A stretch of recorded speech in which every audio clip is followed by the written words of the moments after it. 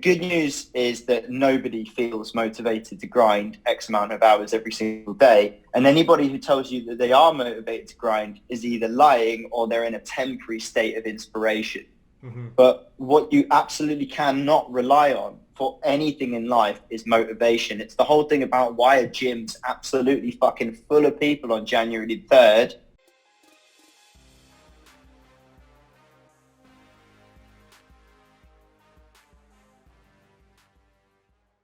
All right, so we are doing a new form of podcast now where we're just strictly talking about poker. So it's just going to be random like poker topics like we talked about before. I'm not going to babble too much. We've got a list of topics that we want to get into in the future videos. We'll do about one per month-ish. So this first one, or we'll do like 2 per 2 months-ish, let's call it, like, because something like that. So this first one's going to play how to play more volume. Very simple. If you're somebody that already, look at all those tables. If you're somebody that's watching this and like you already play like a ton of volume, this video is probably not for you. Unless you want to watch it just to watch it, why not? If you're already playing a lot of volume, maybe you should watch a video we might do in the future of like how to play less volume and balance your life. Maybe that's a topic we can have for people that are just like entrenched into poker and they kind of want to maybe cut back a little bit. I feel like that's the video I would have needed, years ago. Like, how do you calm down and play less volume? But for today, we're doing how do you play more volume for the people that want to play more, but they're just like, they just can't seem to do it. We do find that this is an issue that some players go through where they're just like, they want to do it, right? Like you can hear in their voice, like, I want to do it. They have a couple of reasons as to why, but then month after month after month, they find themselves, making excuses, and there's like, I can't do it for one reason or another, or for that reason, or whatever it is. So, how do we do it? Let's start the conversation. Like, what's the advice you would give, Scott, to somebody that came off the streets and was like, Scott, how do I play more volume? Like, where would you even start to answer that kind of question? Excellent. Glad you asked. Right. Okay. So first and foremost, I'm going to address the main thing here, which obviously I've given a bit of a misleading picture in the background here of me back in my French PokerStars Pro days, playing a gazillion tables. Mm-hmm. When we refer to volume, we're not talking about massive table counts. I know that I put that picture there. Hours. That was meant to be. Just hours, yeah. It is hours. That's what we're looking at here. Volume, if you're going to be someone who plays 100 hours but plays 8 tables, or you're going to play like 150 hours at 3 to 4, the second guy is going to make more money and make better decisions. So the first thing with table count I want to address, before we actually get into how to increase your volume, I want to talk about some of the pitfalls of increasing volume, at least table count, because I think a lot of people see that as like a shortcut to making more money. So people look at, for example, the leaderboards, and they say, if I increase my table count from 3 to 6, like I can play like 30% less time and I'll get, 25% more games. I'll score higher on the leaderboard. Easy. I'm good on 3. Let me just double my table count and I'll play well on 6. And what we find is consistently that everybody's game drops so significantly, but quite often imperceptibly, results start to falter and people can't really put their finger on why their results have started to suffer. So we've seen this has been a very common issue, even all the way to the top. And when I say to the top, I mean like some of our players who would probably be considered the best players in the world at this format. And I do think the handful of players at the top of the spin and go tree, I think the best players in the world are here. I don't think there's many players outside 651 that could be considered even in those upper echelons. And even those players, when they increase their table count significantly, have noticed a dip in results. It's one of those things, and Jack and I we had a conversation about this recently. When you increase that table count, it's almost more difficult to detect that your quality of play is diminishing because you've got so little time for each decision, you don't even realize when you're making errors a lot of the time. Then you go back and you review those hands later, and particularly pertinent now with the GTO solvers, you'll upload your hands, you'll go back through hands, you'll see that you made a decision you don't particularly like. And here's where things get really important. It's not necessarily that you don't like your decision, it's that you barely remember making it.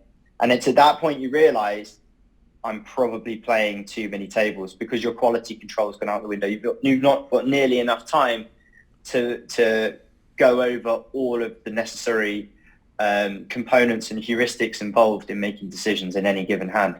So the first thing I really wanted to address there, Mr. Jack, I know you're going to agree with me on this one, is when we talk about increasing volume, I really strictly suggest to people, please do not increase your table count to a level that you feel uncomfortable. And again, for those of you who feel comfortable playing a high table count, if you're not at the highest stakes, I would like to suggest to you, you might want to decrease your table count and improve the quality of your decision making to get to the highest stakes. The people who are making the most money are the people who play the highest up generally. And in order to get to the top, what you usually have to do is sacrifice some volume in terms of table count, not so much else, sacrifice some volume in favor of good decision making. And once you have really, really strong GTO fundamentals, and once you've really established a good foundational understanding of game theory concepts, then you can start to create deviations and exploits. And once you've got a nice balance of those two working in tandem with one another, that's when you're going to start to see your results improve and you can move up the stake. So to draw a line under the first point, please don't increase your table count. Please don't watch this video, see the stupid picture behind me and think this is good. This is not good. For those who want to go deeper, actually, in what Scott says, we're actually going to have a podcast coming up that's going to be like, should you play more tables or less? Well, we'll talk really deep into this and like why you should play maybe more tables, or maybe some people should be less tables or whatever. So if you're curious, if you're like 9 tabling and you're like, oh, Scott mentioned, we'll go deeper into that in a future podcast as well. But anyways, continue on, Scott. Okay, so we'll draw a line under that and we'll deal with the tables issue in an upcoming podcast. For now, in terms of increasing your hours, I feel like I'm a good candidate to answer this. That's a better way to even title it. Increasing your hours. There you go. Maybe we'll title it that way instead of increasing your volume. Increasing how to play more hours. I'm going to change the title. I like that. Of that. Okay, so how to play more hours. Okay, let's talk about that. How do you play? Perfect. How do you play more hours at the table? Okay, yeah, I love this because I was someone who used to really struggle. I remember the 100-hour month was something that I used to strive towards, and I think for the first 3.5 years of my career, I don't think I did it once. And since then, I don't think I've missed it once. The simple answer is just do it. Right? It's very Shia LaBeouf. Just do it. But seriously, watch a Shia LaBeouf video if you don't know. Just do it. Just do it. What if somebody says, I just can't do it. I can't do it. What do you say to that? The motivation myth. I mean, we're not doing a book club, but it does go back to the motivation myth, the book that you and I both absolutely love. So there's two books in conjunction I want to mention here. If you haven't got time, if you're watching this and you haven't got the time to read or listen to both full books, I would catch maybe like a synopsis on YouTube, or my favorite is Blinkist. Like go on Blinkist and you get the 15-minute synopsis of a book. So the motivation myth and the other one would be the one thing. Both Jack Stack classics. I read both after talking to Jack. So firstly, to deal with motivation. So this is something that comes up a lot, isn't it, Jack? Is players say that they struggle to get those hours in because they don't feel motivated. And I suppose this could be good news or bad news, depending on which way inclined you are. The good news is that nobody feels motivated to grind X amount of hours every single day. And anybody who tells you that they are motivated to grind is either lying or they're in a temporary state of inspiration. But what you absolutely cannot rely on for anything in life is motivation. It's the whole thing about why a gym's absolutely fucking full of people on January the 3rd and then empty on February the 3rd. It's because motivation is a temporary feeling. It's unsustainable, and if you rely on it, you won't get anything done. The truth is, anything that you have to do in life, generally speaking, is not something that you're going to feel motivated to do. Now, I love poker. You love poker, correct? Goes without saying. We wouldn't be here if we didn't love poker. It requires at least some love to dedicate yourself enough to get to the top of the game. You know, the whole 10,000 hour rule to become elite at anything. You know, it takes an inordinate amount of work to get to this point, and I don't think you can do that in poker unless you have some sort of love for the game. But I do not love sitting down and grinding 6 to 7 hours every single day. I would be lying if I said that, because sometimes it's shit. And to be honest, I would mostly rather just watch documentaries on Netflix. Mm-hmm. That's the truth. You know, I'm sure it's the same for you, Jack. Go outside, socialize. Like, yeah, there's a lot of other things you can be doing.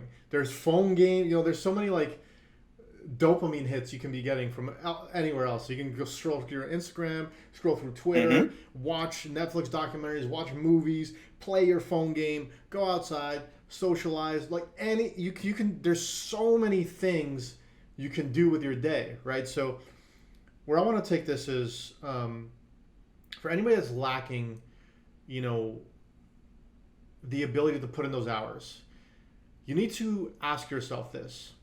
And be honest with yourself too. Is poker your number one priority?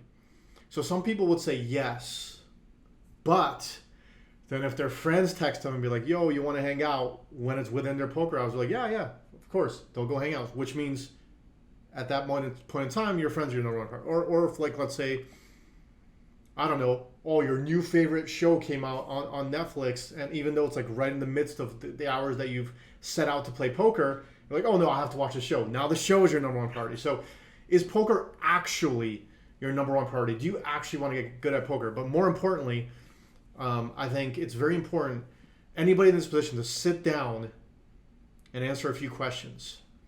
Why am I playing poker, first of all? Why are you playing poker? What is it that you want to achieve? Why do you want to make money? Why is it important to make a lot of money?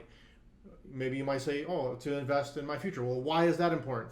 To take care of my family, to have more free time. And like, keep answering these questions. Why? And when you get to a strong why, you're like, I'm doing this for my future self, my future family, for this house that I want to buy, or for this cause. Like, you can even do for charity, for this, to buy my parents this, or to give my kids that, whatever it is, whatever reason you have. You want to really focus and hone in on that reason, right? That reason you have. And once you have that reason, that's what's going to keep you being disciplined and grinding every day, even on those days where you're not motivated, where you don't feel like it, because you have that higher reason as to why you're doing this. You're like, I want to invest my money because I know, $1 invested today is worth, $5, 15, 20 years from now, or something like that. So it's just better to get ahead. Like, you have all these reasons. So you want to really go back to that. So ask yourself these questions. Even write it down if you have to. And for for the most part, the people that I find that aren't able to put in those hours, even though they want to, is they don't have that strong enough reason as to why are they doing this? Why are they trying to make all this money? Why are they trying to get ahead? And we talk about this all the time, but for everybody to know, if you're just playing poker just to get by, just to go month to month, and like you're not putting any of it away, like zero, you have zero investments. The problem is, you play poker, let's say 5-10 years, you're just getting by, you cannot put poker on a resume. So you really need to be getting ahead in some way, shape, or form when you're playing poker. It's so important. And for those of you playing low volume, it's just impossible to get ahead when you're playing such low volume. You just can't. You just can't. Like, poker is just a game where you just have to put in those hours if you want to make any kind of good money. And it's so important to get ahead, like I said, because like you don't want to. Anybody watching this, you don't want to be that person that had the chance to at least get ahead a little bit. Put like 5,000-10,000, like throw it into an index fund. Watch the money grow, like cryptocurrency, whatever. Like, invest in something, so that if poker ever does go away or anything like that, at least you have something to fall back on while you're maybe looking for a job or whatever. Because you can't put poker on your resume. So if you go to like a job after poker, let's say you've been playing poker for like 5-10 years, you go to a job and your last work experience was like 10 years ago. You're like, what did you do for 10 years? You know what I mean? And you're like, I played poker. They're not going to want to hear that, unfortunately. And that's not like, you know, something that, you know, somebody that's hiring is going to want to hear. So for that reason, you really, really, really, really need to get ahead in some way, shape, or form when you're playing poker, which means you have to play a lot of volume. And if you're playing part-time volume and you're just kind of just doing enough, the problem is not only you don't get ahead, you also don't have that enthusiasm to study or even get better in a very